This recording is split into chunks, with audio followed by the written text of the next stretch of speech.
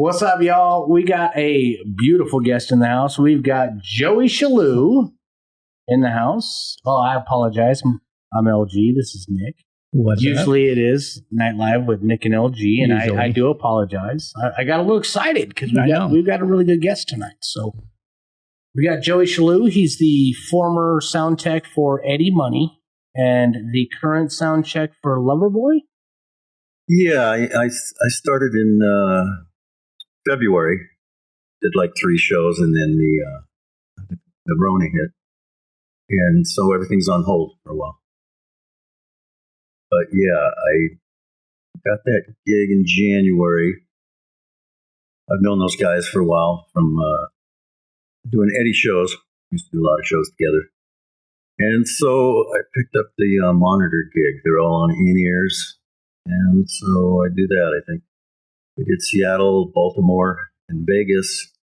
And then it shut down. We were supposed to go on a 80s cruise, Florida, March 10th or something. And the band thought it might be a better idea if we didn't go. And there's a bunch of old 80s rock bands. And I guess they got stuck out there for a couple extra weeks. So probably a good thing we didn't go. Yeah, for sure.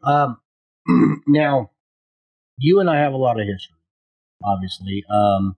You were the former owner of the Roadhouse. Did own the Roadhouse for a few years with a couple of business partners. You did. And we were, Nick and I were discussing earlier, what was it? I guess the easiest way for me, I mean, I know the answers to most of these, so you'll have to bear with me, but I want to hear from you. If it's okay. I'm kind of hitting you with a hard glove here. So my understanding is that obviously you took over with Joe O'Connor, right? Mm-hmm. And I hear a fan in my background. Somebody forgot to turn the AC off, but that's okay. So you and O'Connor were business partners. You guys ran the business, the day-to-days. I mean, on the real, you gave me a job. You gave me a chance. At one point I was your DJ, and then you brought me in, had me start bar backing, paid for my food handler's permit, my liquor license so that I could start serving. Really, really gave me that opportunity. And for that, I want to thank you. But besides the fact of all of that, how did that all pan out? How did you end up acquiring the Roadhouse? Well, I met Fred, the property owner, who also owned the Palomino. So he contracted me to put the PA system in the Roadhouse. And then after I did that, he acquired the Palomino on Addison and Francis there, which is now a church. But I haven't been in there since then. But it's a nice building. He, like the Roadhouse, he totally redid it, and we put a bunch of trussing and a nice light show and PA in there. So that's kind of how I got involved.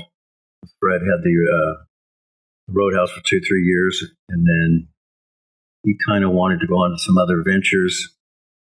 So he me, Joe O'Connor, and I, and an offer to go in and just kind of take it over and just run it with the music experience that we had. We thought it would be a good idea for a while, since most of my job revolved around booking the music and entertainment and stuff. We had a lot of weird stuff in there. So you did, obviously, I mean, even I know you did a lot of the promotions for that prior to that. And, Nick, he was kind of laughing about that because with the Palomino being a church currently, I was actually in there before it was the Palomino. Back when I worked at Guitar Center, I was actually contracted from the prior owner before Fred took it over. I don't know if you even know this. They brought me in to try to set up kind of the same sound system that they have now.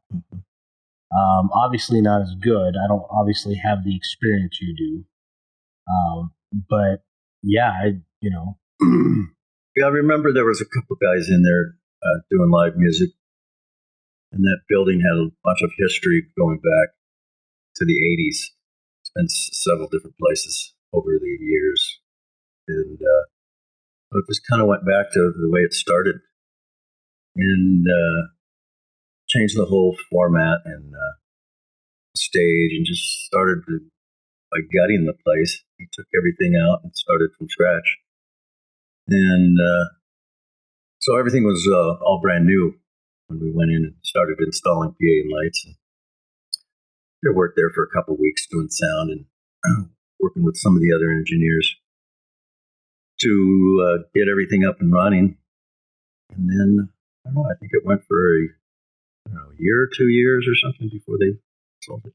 Yeah, I think it was about that because I actually did a couple events for Fred's daughter in that event room, which was a complete 180 from what I had seen original. But before that, Nick, I do have a little bit of prior history, obviously. When I went in there to do the sound for it, or to quote the sound system, because at Guitar Center, it was all a quote at that point. They were doing a lot of like special events. They were actually using it for like worship spots and things of that nature before it was the Palomino. So I'm just giving you a little bit of ups on that. So then you come in, you work with Fred, you and Joe end up acquiring the business portion of the Roadhouse. And I would like to personally say, I mean, being there, I thought we did pretty good with what we had. Yeah, it was fun. We had some good acts there. We had Ambrosia played in there. We had the midget awesome. wrestling. That was awesome. That was way shows. awesome. We had a bunch of different stuff in there. We did an outdoor thing in the parking lot with an all-female Led Zeppelin tribute band. It was kind of fun. They kicked ass. And, we did a jam night on Wednesday nights. It had karaoke. It had a little bit of everything. It was such a big room, and we had so many employees and stuff. It was a lot of work. Long days. And, after a few years, I think both of us started getting burnt out on it. And I came off the road for a few years to kind of refresh. And so I was looking for something else to do. And in between that time, I would go out and do Eddie Money shows once in a while, here and there. And then kind of decided I wanted to go do something else. So we kind of dissolved it, and now it is the Shogun, right? That is correct. Shogun. So I don't have as past history as LG does with you, of course. So I want to know, so you were the former owner of the Roadhouse. So being in the music industry, was that a lot harder to be the bar owner aspect of it, opposed to just hiring the music and the bands? You were actually behind the scenes ordering the drinks and alcohol and all that. Was that a lot tougher because you weren't a bartender prior to that? Yeah, I never really bartended. I tried to just stay out from behind the bar. I kind of lived on the other side of the bar. But yeah, it was a lot of work from touring. I was the tour manager in front of house for Eddie Money for years, and the days at the Roadhouse were a lot longer, a lot more work. Ordering, obviously all the food and the liquor and setting the schedule. We had 20 employees, and maybe a few more at times, including myself. Yeah, and so it was a little more work than I was probably used to, touring longer days. But it was nice because I wasn't living in airports and tour buses anymore. No, that's right. I see it. And so, yeah, it was longer days, but it was nice to be home. I only lived a few blocks away. And so that was a kind of a nice change from being on the road for so many years. So, do we know now who the current owner is of the Roadhouse? It's a guy, what's his name? Mr. Lee. Mr. Lee's he was the owner of the Shogun downtown before it burnt down. And he was there for decades, long time. So they came in and they totally remodeled the whole thing and put the tables in and just kind of changed the whole format. I haven't been in there since, but I know they did a lot of work on it. I think it took them a year, maybe 2 years to redo it and get it all. It was more than a year it took to get it all together, get it ready. And we just started doing business again. And before the Rona came along, and then everybody else shut down for a while. And I just go by the other day, and I noticed they're open for business. So I know I know a lot of people who are listening probably don't know, but the Roadhouse is a country bar right now. When you owned the Roadhouse, was it a country bar or was it like an 80s rock, or what did you guys try to make a theme with that bar? It was mostly country, but we did a little bit of everything. Did a lot of rock bands. We did, we did a jam night, burlesque shows, midget wrestling. Smash Hit Carnival. Smash Hit Carnival was in there. A lot of local bands. A lot of local bands. We did a lot of benefits. We did a benefit for a lot of musicians who were struggling with health. And it's hard for musicians. It's a tough industry for health insurance because most people who do that full time don't have health insurance. It's not real good unless their spouse has it. Musicians typically don't have it. So Sean Gunn, who was the local sax player, had throat cancer. Lung cancer, I think. And we did a big benefit for him. And I heard he's recovered. Heard he recovered from that. Mike Shetler, a guy who owns the local studio here in town, had a liver transplant. And we did a benefit for him. Evan Shea, Chris Shea from Men in the Making. Chris had some health issues she had for years. We did. That was an awesome benefit. Did some weddings, did some funerals, just a little bit of everything, and kind of switched up the menu a little bit, and had the volleyball court outside, which did a lot of games in the summer that you used to host to DJ those and sell hot dogs and stuff. So it was kind of a fun little place in the summertime with the outdoor bar, all that good stuff. Very much so. Yeah, like you were saying, I did spend a little bit of time out on the patio, and like we were saying with the all-female Led Zeppelin establishment, I think I was there for probably about 14 hours that day, and I loved every moment of it. So I'm trying to remember the name of that group. For some reason, I keep getting Ambrosia in my head, but I don't think that's the right one. Ambrosia we were going to do outside, and then it was August, and we had all the forest fires, and it was so smoky that we had to move it inside. It was sold out, oversold probably a little bit. Mm-hmm. It worked out. Yeah, liquor control board didn't come in, and the fire marshal didn't come in. So right, been down that road. Always a good thing. We did a lot of country stuff at the radio stations, country radio stations, and artists be traveling through. Oh, absolutely. We had those matinees. Oh yeah, I'm trying to think of who we had. We had some really good. Ashley acts. McBride came in. There was a lot of them. I got a picture next to one of them. I can't think of her name. I can't remember all of them. There's a lot of up and comings. Jesse, I guess, would be an up and comer, wouldn't he? Jesse was a local and he's up and coming. But what we did was the radio stations would promote different artists on their first album and stuff, and they would tour. So they would come in as a single instead of bringing the band, and the radio station would bring them in and they would do usually a free show, and usually all ages, promote their upcoming record.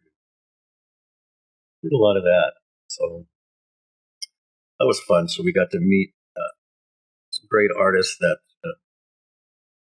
we would see later on bigger shows. Now, kind of get off of because we're obviously about local and trying to help, but I'm just curious, with the whole Loverboy, because obviously I'm a huge 80s buff. I remember, Turn Me Loose and Working for the Weekend and great band. I still think they're underrated, but that's just my personal opinion. So now that everything's starting to lighten up a bit, do you guys got any future plans? You can see the website. There's still a bunch of dates on it, but I get a couple of emails every week where they get canceled. I think we just canceled everything in June. I see something in July on there, which I'm sure will probably get canceled.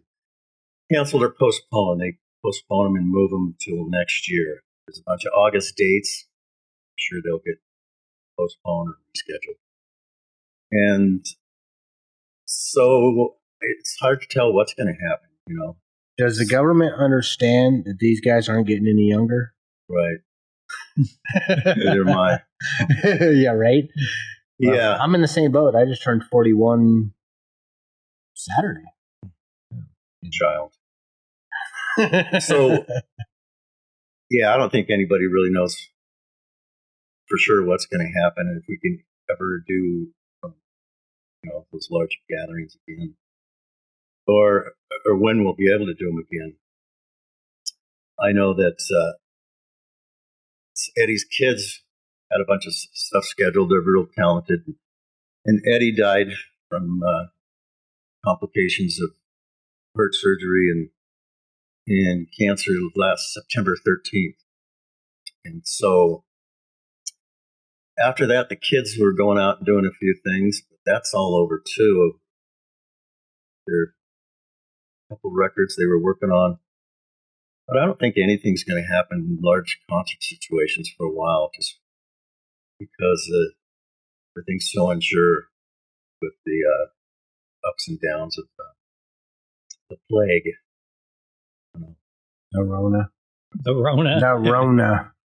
Yeah, it's kind of unfortunate because I did a little bit of homework and I know that his kids have a lot of skills, and me being a huge Eddie Money fan growing up, for me to find that out was to me was rough. Like I said, Take Me Home Tonight. That was literally. A lot of people have that 2 Tickets to Paradise on their brain, but Take Me Home Tonight to me was the one that resonated with me so much that from Eddie Money that I remembered. And I remember back in the day that you and I were talking, I was like, man, it'd be awesome to have Eddie Money back here. And I guess as soon as you took over the Roadhouse, you did bring him there. I brought him in before. I think the first year it was open when Fred had it, we took him in there. And that was a lot of fun to bring him into a small venue. And we did, his drummer at the time, local guy, Glenn Simmons, had testicle cancer. And so we brought him in and we did a benefit for Glenn. All the money went to Glenn for his cancer treatment, which he recovered from as well. And Peter Rivera, Rare Earth, who now lives in Spokane, great guy, opened up the show. We did 2 shows. We did one in the afternoon, and then we threw everybody out, and we brought people back in and filled the house. We had 2 sold-out shows, and then outdoors during the day, we had a little stage in the patio, so we did stuff during the day throughout. Chris Reeser was there with his band, Sammy Eubanks. Beautiful. Bunch of cool stuff happened. Nice. Yeah. Everybody you just named, we would love to have on this. Right. I'm not gonna lie. Yeah. Sammy Eubanks is a great guy. He's like a local legend at this point. He's borderline the geo or the goat for the area. He's that one guy that should have made it to all the way up and all the way up and all the way up. And Well, I think he is. Yeah, he still does a lot of blues stuff in Memphis. I think he won a couple of awards. We also brought the Blues Society in for a lot of shows, and they brought some cool people in. And then all the great local country artists, Steve Starkey, Keith and the Hankers. The Hankers played there quite a bit. They were a great draw. I'm going to be bringing Keith in, just FYI. Nick, you're about to find that out. There's a lot of really talented cats in Spokane that, it's amazing. There's a lot of talent that came out of the Northwest that is really talented folks that'll probably be seen doing a lot of stuff in the future once everything subsides a little. Yeah, I'm looking forward to that. Like I said, well, luckily because I had the how can I explain this? I was abled by you to actually experience all these great bands and great people. That now gives me a platform and an opportunity to try to help promote them. And like I said, Keith and the Hanky, I'm sure you're going to be listening to this. You don't know yet, but I'm bringing you on. It has to happen. Steve Starkey, same thing. We've got a lot of great talent in Spokane right now that can make it big. And I'm not talking about, no disrespect to Craig T. Nelson that disavows ever living here. But these are people actually that want to be here and promote, and try to help out the local establishments. So you've been a sound tech. I want to know how you got involved in this from the start. Like, what made you decide, hey, I should get involved in sound? And then once you got involved, like, how did you end up connected with Andy Money? Because I know there's a lot of history there. That is a great question. Yeah, my mom was in a band when I was really young, so I hung around band practice, probably got in the bug. And then in the 80s, late 70s, early 80s, my good friend Ronnie Haskell, we'd grown up together. His brother was in a band called Raven, a rock and roll band, which eventually turned into the band Dogface. And he acquired a bunch of lights and became the light guy in the light show. So I used to go with him and just roadie. And I would hook up the electricity for his lighting and stuff. I just started hanging around those guys. And eventually the sound guy got sick and couldn't make it to a show, so I started doing it. They kind of trained me, and I'd go around town and learn from other cats. So that's kind of how I got involved in it. In 82, we had a fifth-wheel trailer that hauled the gear and a crew cab pickup. And there were 6 of us, sound guy, light guy, and 4 musicians. Steve Hanna, Mike Julin, Lynn Sorensen, who I eventually went on to work with in Bad Company, for Europe, him, and there was a few different drummers. Roy Sislich was one of the first drummers, a local guy, and went through a lot of drummers, but the 3 core guys remained the same for many years. So we traveled all over the Northwest, Eastern United States, just doing little clubs and stuff. That's kind of where I learned most of my chops. And then after you learned it and you gained all this experience, how did you get involved with Any Money? Is that like a contract thing, or you just known people who known him, or how did that work out? Well, I did the interstate fair for years with the sound company. I started a little sound company way back for all this Moonlight Audio with guys. And then that slowly dissolved, and I went on to another sound company I started with a guy, Hal Lotzenheiser, here in town, Pro Sound Audio. So I started working with him, and we started buying gear, and we got the contract for the interstate fair. So we started doing that. We had a few different contracts, but we do that interstate fair every year with Impact Lighting, Jim Volk, good friend. He still has a huge company today. It does a lot of everything. Pretty sure he still does the fair. But I started doing that, and we would do little stages, and then we'd do the arena stage.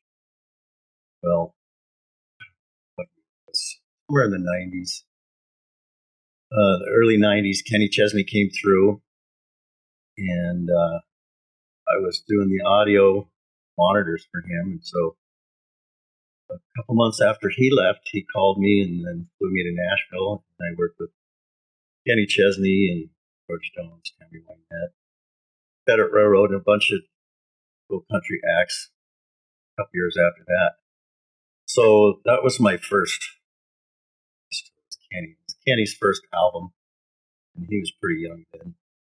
He had a bunch of really seasoned musicians.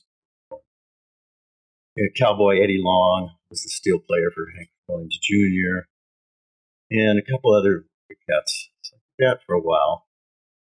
And then I remember a buddy of mine from Seattle was working with Paul Rogers. Called me and said, "Hey, the monitor guy got hurt. He actually got bit by a rattlesnake coming out of the honey bucket." Ooh, that's rough. wow. At a fair, and it was just a baby rattlesnake. It got caught Babies in a do more sock. damage. Yeah, and they're just as potent. So he, got the month off. So he said, "Hey, listen, that company, which was Paul Rogers, with on hiatus. Bad Company was on hiatus. Paul was out doing his solo thing. So we had a bunch of guys from Seattle that were playing with him.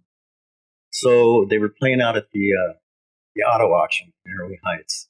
Somebody called me from Seattle and said, "Hey, we need a monitor guy. Come out." And so I went out and did that gig. Paul, and then the tour manager said, "Hey, you want to do some more shows?" And so I ended up staying with Paul Rogers, which turned on into Paul solo gigs and Bad Company for 8 years. I did that. And then a guy I knew was hanging out with Eddie in Nashville at some show, and he had just lost his sound guy. His sound guy had a stroke. Bright guy, Jeff Wyrick, who was with him for many years, got a stroke, and so they needed a guy for 6 weeks. So I went out and I started doing that, and that turned into 6 years. And slowly his sound guy was able to recover and come back to work after about 6 or 7 years of bed. We started working him back in. So he'd come out and do a bunch of the acoustic shows, and I was getting out. And so eventually we worked him back in full time. It was with Eddie up until the last days, except for when I would go out and do a show here or there. And I went out and we did the backyard barbecue tour with Jeff Foxworthy and what's his name, Larry the Cable Guy. You're done. Yeah. Then we went and did Access TV, started shooting his reality television show. Right. And every year Eddie used to open up a venue in Detroit called DTE. Before that, I think it was called Pine and Knot, but it's been there for years. And Eddie opened up the season every May for the last 28, 29 years.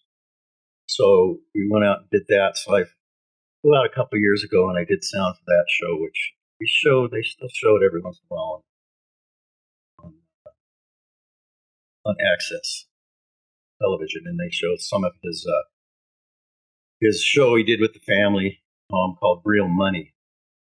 And I think they still air episodes of that. And so that's kind of how that went down. So before we wrap it up, obviously we're about that time, and I had to say it at least once, Uncle Joey. I know. I love you, man. I love you, man. Thank you very much for coming out and gracing us with your presence. Thanks for having me. There's a lot of good local music that get out and support local music and check it out. That's the only way to do it. I do have one question for you. Me being an avid 80s decade guy, like, to me, the 80s were the last decade of real music. You already know that. As much hip hop as I DJ with, I still go to the good stuff. If there's an opportunity for Loverboy to play in Spokane, is that a possibility in the near future? I don't know about the near future, but I did see something on the calendar. They'll be back out at Quest. They were Quest last year. I missed that show. The guys gave me backstage passes, and they took a few of my buddies, and we hung out backstage with Mike. And that, a couple months after that, I got the gig. Got the phone call that we're thinking about hiring somebody. But yeah, they'll be back around. I'm sure they'll be back at Quest or some of the local casinos. Like if you go to the official website, you'll see some gigs. There's some. I saw some on the calendar at some casinos up north, Seattle area. They play, but we don't know if those are going to happen. So everything calms down. I understand that. But yeah, they'll be back around. I'll bring you a shirt. Rona. I would like to be there and get the shirt. Okay. Just give him a shirt. Put you on the list. Just yeah, the guest list. Give him a shirt. The special list. So I think we're about out of time. Joey Shalloe, thank you very much for helping us out. We do appreciate that. With Loverboy, get with Loverboy on their website. All right. And we'll see you next week. I'm LG. This is Nick. That's Jacob back there in the back corner. And we're signing off. Thanks. We'll see you next week. Thanks.